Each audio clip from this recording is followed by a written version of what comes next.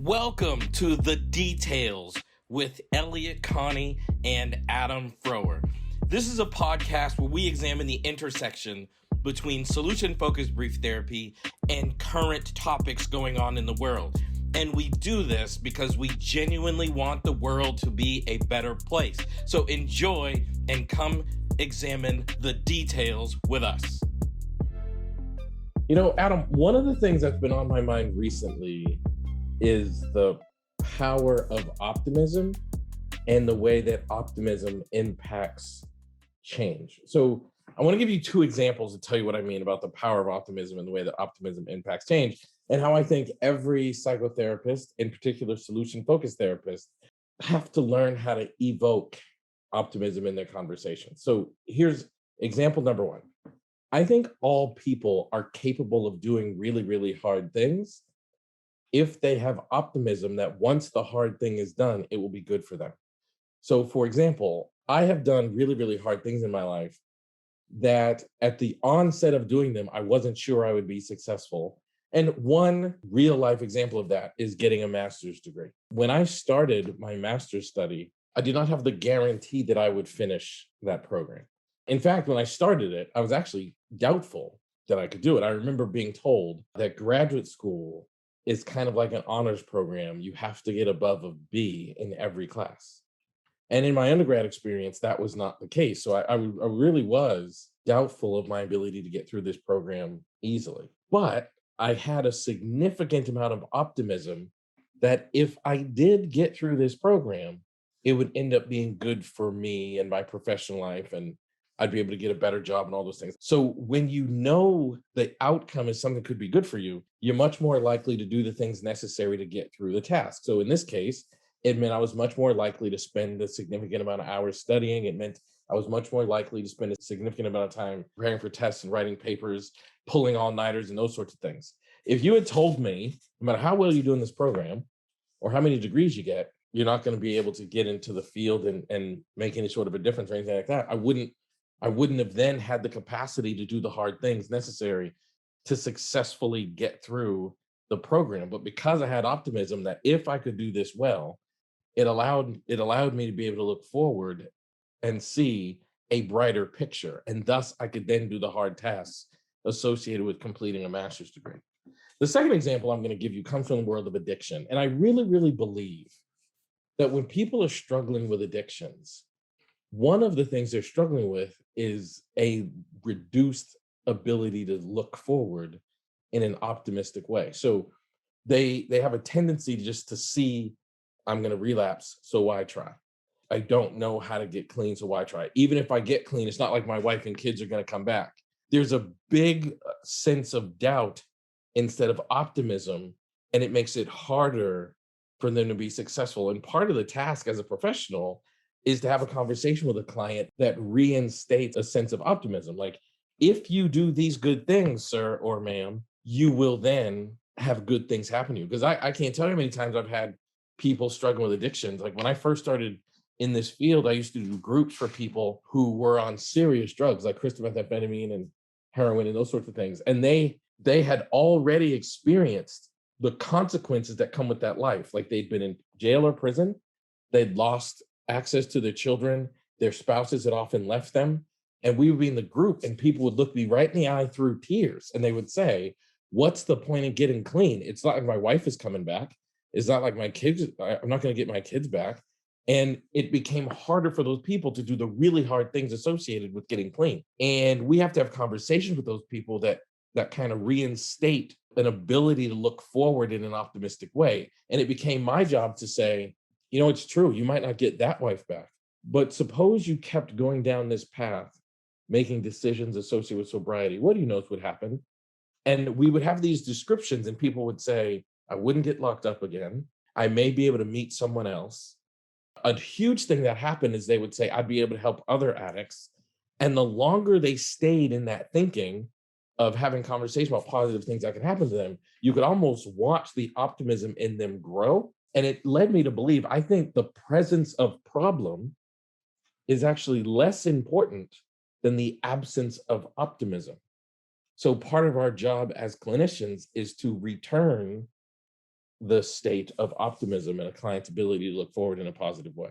One of the things I think that's really important to clarify too is that optimism, I think, although it is connected to hope and hopefulness, that there is a distinction between optimism and hope, right? Hope is a kind of an anticipation or a desire for things to be different, whereas optimism is seeing goodness, right? That we oftentimes talk about it as it's looking on the bright side of things.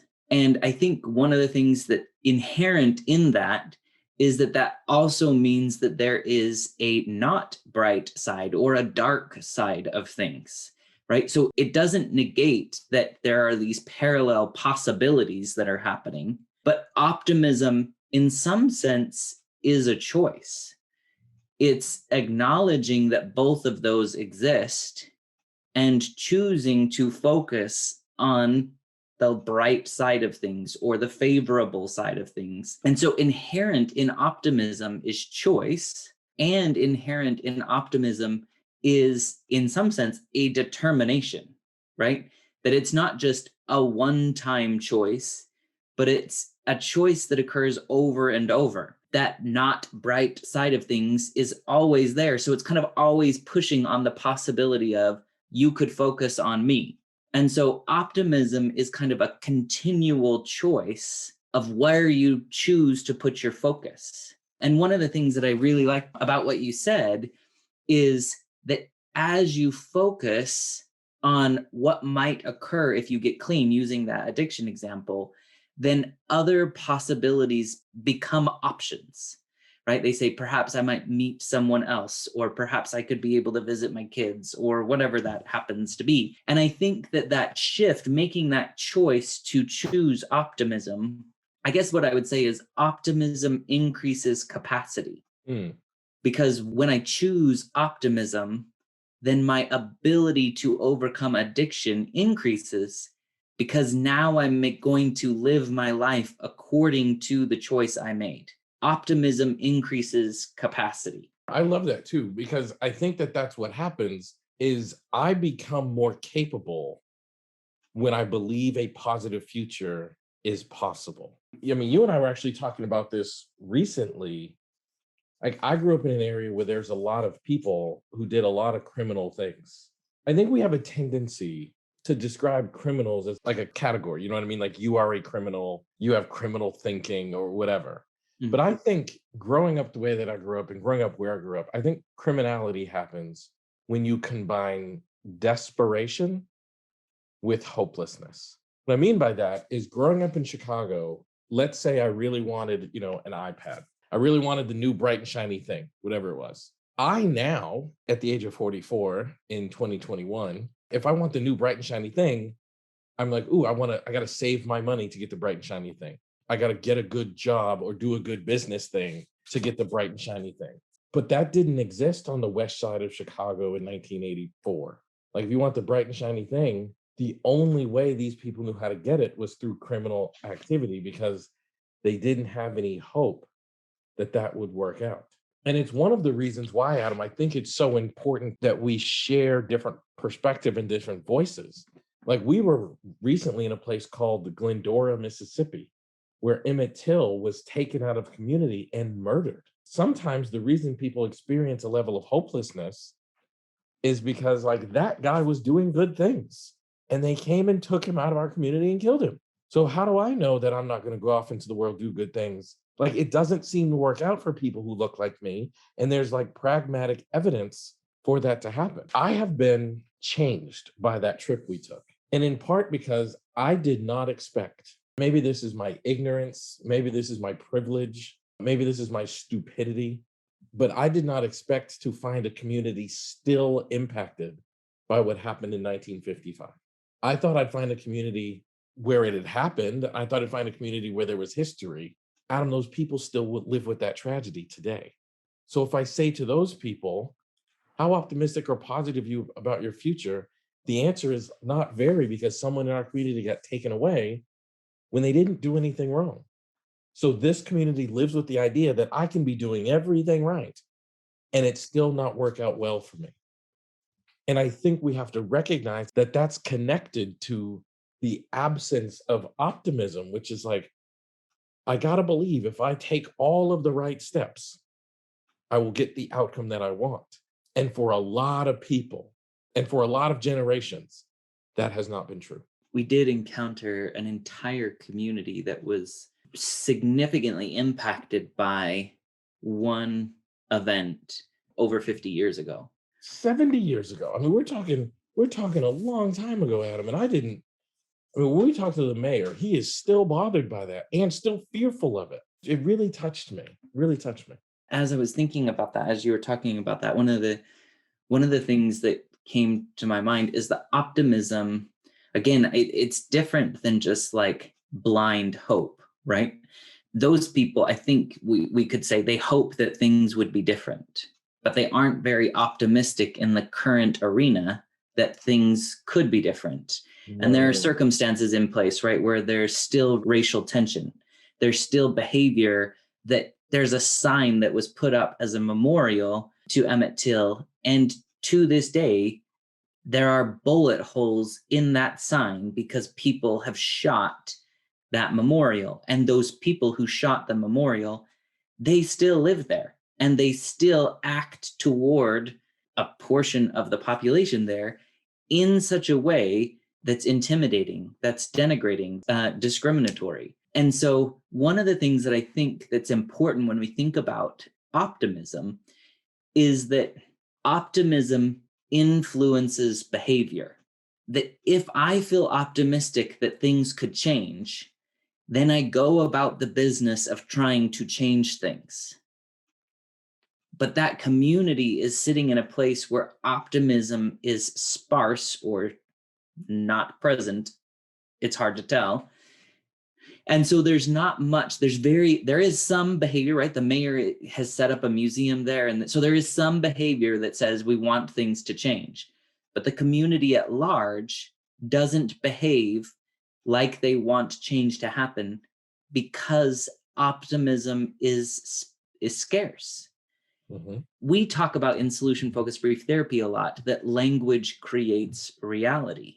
We left Glendora and we had an entire conversation about how amazing it would be for a solution-focused clinician to go to that community and to just begin having conversations around what's your desired outcome for this community. And thinking about that one simple question of what's your desired outcome for this community, you can hear in that language the smallest bit of growth in optimism, right? Because now we're having a conversation around hope. Inherent in hope is change, right? And starting that conversation with the entire community and saying, what's your desired outcome for this community? It begins to instill that there is a possibility of change.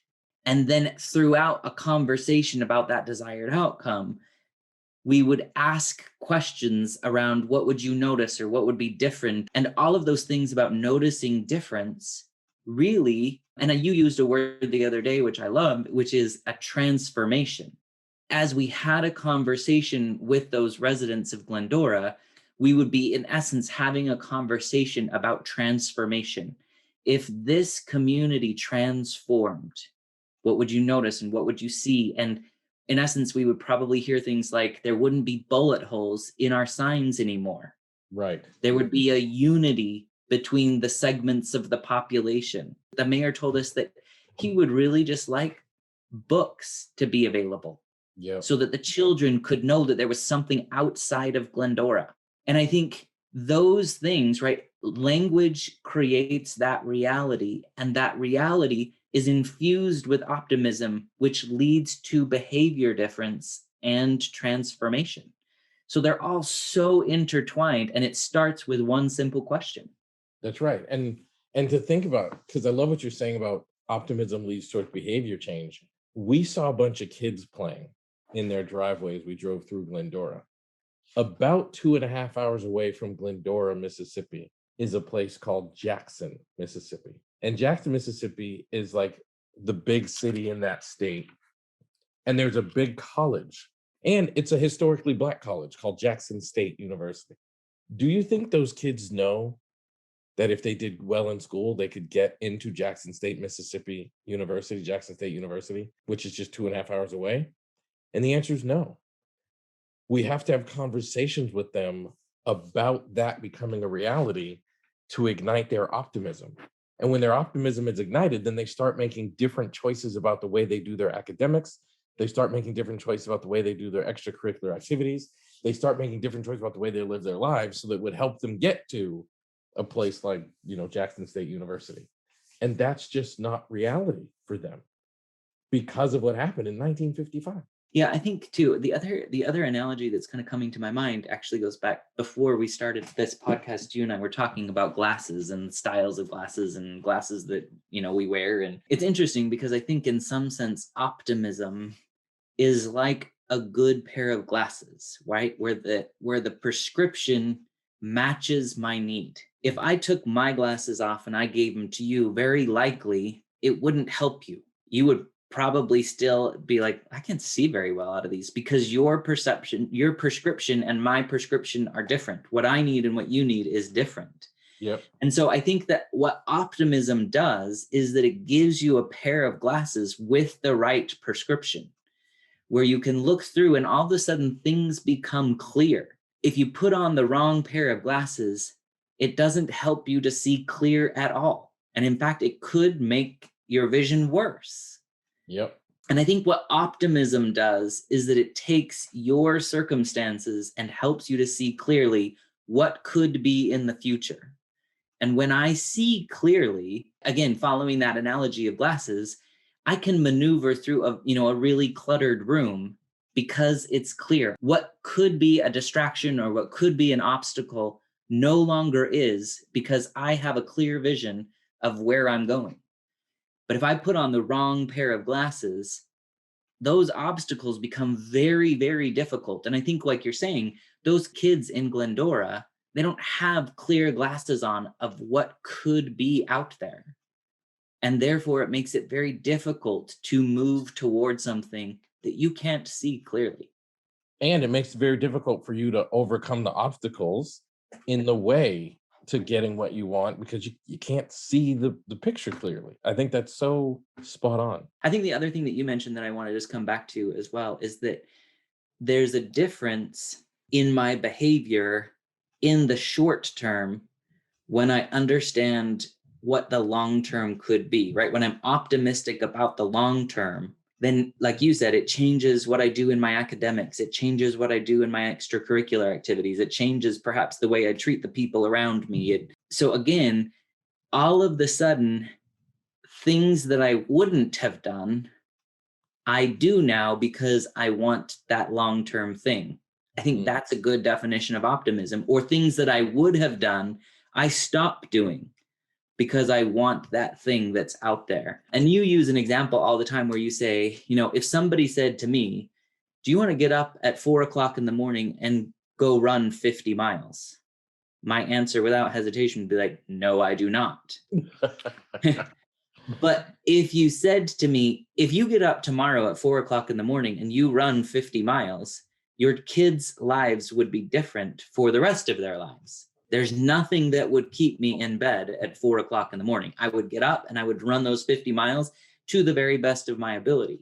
Right. Having an understanding, having clarity, having optimism about what's possible influences my behavior. Something I wouldn't have done before now becomes very desirable because I have clarity and confidence that I could achieve that. You know what's funny? To give a real life example connected to that, when I was in high school, I knew that the quickest avenue to me having access to college was athletics. I really viewed it as like my only opportunity. And I had a realistic belief that I could go to college and play sports. Where I grew up, there was oftentimes keg parties in this secluded area where nobody would call the cops. And my friends would be like, hey, there's a party at Wheaties Hill this weekend. I never once went to Wheaties Hill because I believed I had an opportunity to go play college baseball. And I didn't want to do behaviors that were not congruent to playing college baseball. So I did not drink at all through high school. even though like all my friends did, and I was in that friend group or whatever. I don't even know where Wheaties Hill was. I never went because I viewed that as the opposite of making decisions that keep me in line to play college athletics. Yeah, no, I think it's really, really important. I think optimism, just like language, optimism changes reality. Yeah, I agree. What task should we give these people for this week? Be optimistic. All right, that's fair enough. I think that's good. And you know what else? I want everybody, first of all, Adam and I are so thankful that you guys will listen to our podcast and that you engage in our content. But what I'd love for you to do, no matter where you're listening to this, if you're listening on Spotify or Apple Podcasts or my website, even anywhere other than YouTube, if you could head over to YouTube and subscribe to my channel, I would be deeply appreciative. And then make sure you hit the notification bell so you get notified every time we post content, which is almost daily, at least a couple times a week. And we want to make sure you're not missing out on our beautiful content. So head on over to my YouTube channel, hit subscribe, hit the notification bell, and get notified whenever we release stuff. And Adam and I will see you in the next episode of The Details.